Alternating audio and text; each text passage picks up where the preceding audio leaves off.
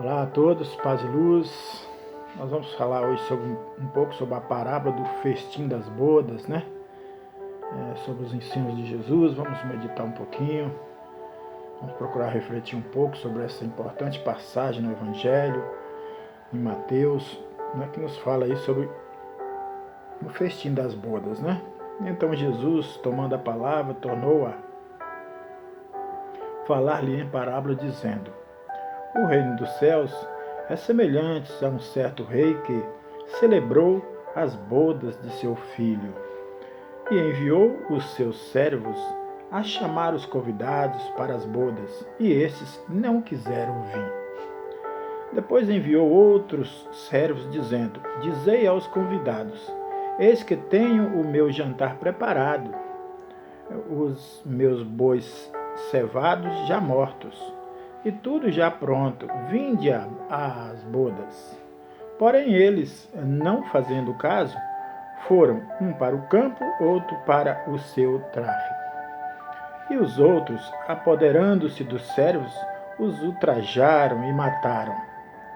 O rei, tendo notícia disso, encolerizou-se e, enviando seus exércitos, destruiu aqueles homicidas e incendiou a sua cidade.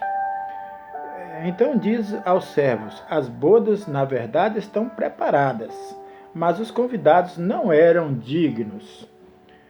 E depois as saídas dos caminhos e convidai para as bodas a todos os que encontrardes. E os servos, saindo pelos caminhos, ajuntaram todos quanto encontraram, tanto maus como bons, e a festa nupcial foi cheia de convidados.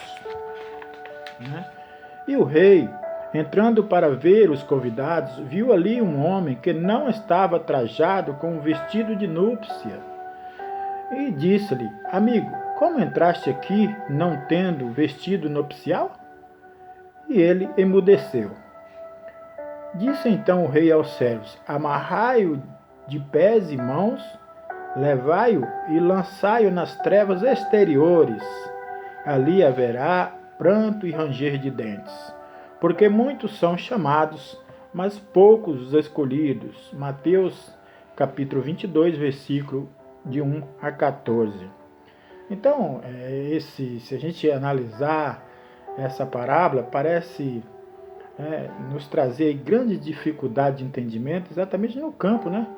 Em que o rei encontrou grandes desafios aí para concretizar as bodas do seu filho. Primeiro, os convidados não aceitando, né? E ultrajando aí, matando aí aquelas que os convidaram. E o rei também se encolerizando, dando ordem para que fossem todos, as cidades fossem incendiadas, né? Dando para que os outros fossem convidados, outros, os mais dignos, fosse chamado a qualquer distinção entre bons, maus, pobres, ricos.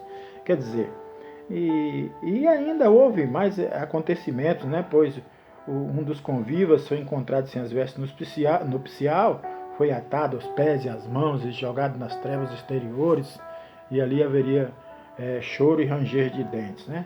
A circunstância da relutância em se aceitar o convite para um banquete, chegando a inconcebível de aniquilar os portadores do convite. Então significa que o banquete só poderia ser representado por encargos de chamamento e também de responsabilidade. Então há um paradoxo nessa narração em se tratando de um festim material, não acontecendo o mesmo se procurarmos encontrar a interpretação espiritual dessa parábola, né? Que ela encerra, e o que tentamos fazer. Essa parábola vem nos ensinar nesse festim, fica mais fácil da gente entender todo esse drama, toda essa dificuldade do rei em preparar essa festa, mas exatamente quando a gente analisa pela posição espiritual, que é o que Jesus veio nos trazer na parábola, não a questão material. Pela questão material parece interpretativa, fez uma coisa muito difícil de se compreender. Mas pela questão espiritual nós vamos nós vamos entender as palavras de Jesus. O Criador, em sua infinita misericórdia, achou que o povo judeu, monoteísta e religioso, havia atingido um ponto de maturidade suficiente para difundir uma nova revelação para toda a humanidade, né? Como prelúdio da grandiosa missão que o ungido de Deus, ou seja, que Jesus viria desempenhar mais tarde, né? Os 10 mandamentos foram, então, revelados, os quais passaram a representar perene convite às criaturas humanas, no sentido de se precatarem contra os desregramentos, né, contra os desmandos. Então, todos os judeus foram assim convidados para uma senda melhor, mais pura, mais eficiente. Mas isso significava o abandono de muitas vantagens materiais. Portanto, o convite não foi aceito e os profetas e os missionários que o fizeram, encarregados de despertar essas criaturas para o bem, insistindo no convite generoso, foram ultrajados e também foram mortos. O Senhor, vendo a sanha feroz e a iniquidade que minava o povo, o qual vinha sendo preparado para tão excelsa missão, deixou que as leis imutáveis e inexoráveis que regem a humanidade tivesse aplicação. Assim, os judeus tiveram muitas das suas cidades destruídas, né, e muitos dos seus filhos aniquilados, culminando-se essa série de ocorrências também com a destruição do Templo de Jerusalém e a dispersão dos israelitas. Então disse o Senhor: as bodas, na verdade, estão preparadas, mas os convidados não foram dignos. Bom, e depois a saída dos caminhos e convidais para as bodas todos os que encontrardes. Realmente, desta vez, os convidados do alto puseram-se a convidar indistintamente judeus e gentios, né? Bons, maus, ricos e pobres, monoteístas e politeístas, enquanto Pedro, Tiago, João e outros desenvolviam o mais árduo esforço no sentido de convidar os judeus para o cumprimento da lei. Paulo, Barnabé, Timóteo e outros envidavam gigantescos eficientes no seu apostolado em favor da conversão e da integração dos gentios politeístas, né, na comunidade cristã, que se encaminhava para o processo da aproximação com o alto.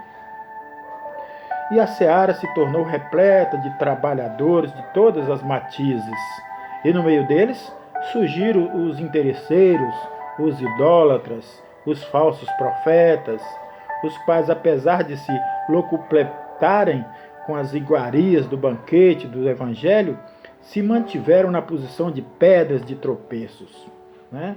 E de cegos que não querem ver, e de falsos mentores, passando estes últimos a causar a deturpação dos ensinos do Mestre Jesus. Então, como resposta afirmativa do Cristo, de que o Filho do Homem não tinha uma pedra onde reclinar a cabeça, eles fizeram suntuosas casas de orações, esquecidos da advertência do profeta de que Deus não habita em templos feitos por mãos dos homens. Essa réplica a demonstração do meigo nazareno de que se devia ser manso e humilde de coração. Criaram tribunais religiosos, engenharam instrumentos de coação, de tortura, e fomentaram cruzadas fratricidas e sanguinolentas. Então, contrariando os ensinos do Messias de que se deveria orar em segredo e concisamente, manipularam longas e intermináveis orações, intermináveis ladainhas, atentando contra as palavras do Nazareno de que o Pai não quer a morte do ímpio, de que o Pai faz o seu sol brilhar para os bons e para os maus, de que ninguém verá o reino de Deus se não renascer de novo, de que o Pai não paga o pecado do Filho, nem o Filho paga o pecado do Pai, de que a vontade do Pai é de que haja um só rebanho, sob o cajado de um só pastor, de que a cada um será dado segundo as suas obras. E criaram uma infinidade de dogmas e preceitos incríveis que tomaram o nome de pecado original, de penas eternas, de unicidade das existências terrenas, de salvação pela graça, impingindo, né, ainda a crença na existência de um inferno circunscrito e de um céu privilegiado. Então, sustentando a ferro e fogo esses princípios, alguns dos convidados deixaram de se revestir das vestes nupciais, enquanto perambulavam pela terra, apresentando-se no mundo espiritual com o perispírito revestidos de densas manchas por ter mantido a luz debaixo do velador. Então a estes os mensageiros da vontade de Deus dirão: amigo, como queres entrar aqui sem usar as vestes nupciais? Não lhe restando outra solução senão ser relegados aos planos de sofrimento espiritual, onde há prantos e também há ranger de dentes. Então o reino dos céus não se toma de assalto, asseverou Jesus, e é notório que somente aqueles que cumprem com o dever, são bons e misericordiosos, alcançarão a perfeição pelo esforço próprio, se tornando pacificadores, e dessa oportunidade poderão se revestir das diáfanas vestes dos anjos. Essa aquisição não se faz numa só vida na terra, mas em jornadas prolongadas no decurso de milhares ou milhões de anos. Não basta ser seguidor de determinada fé para se adquirir essas excelsas qualidades espirituais.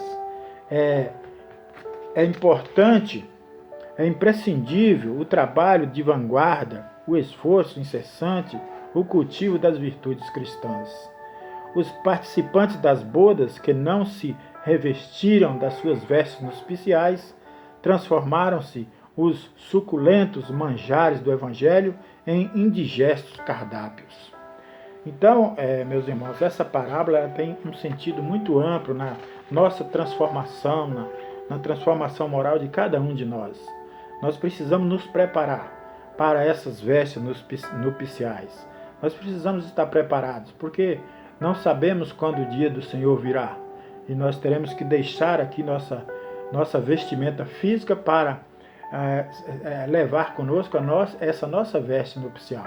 É a veste que vamos adentrar aos reinos espirituais, as moradas na casa do nosso Pai, na casa do meu Pai. Então, os espíritos amigos estão nos convidando, através dessas parábolas de Jesus, a refletir como é o nosso comportamento, como está sendo o nosso trabalho, como está sendo as nossas atitudes, o que estamos valorizando nesse momento, se estamos buscando a importância dos ensinos de Jesus, não só na sua parte teórica, mas também na sua ação prática do dia a dia. Tudo isso são vivências que nós temos que adquirir como virtudes, né? Sempre olhando que tudo tem uma razão de ser, né?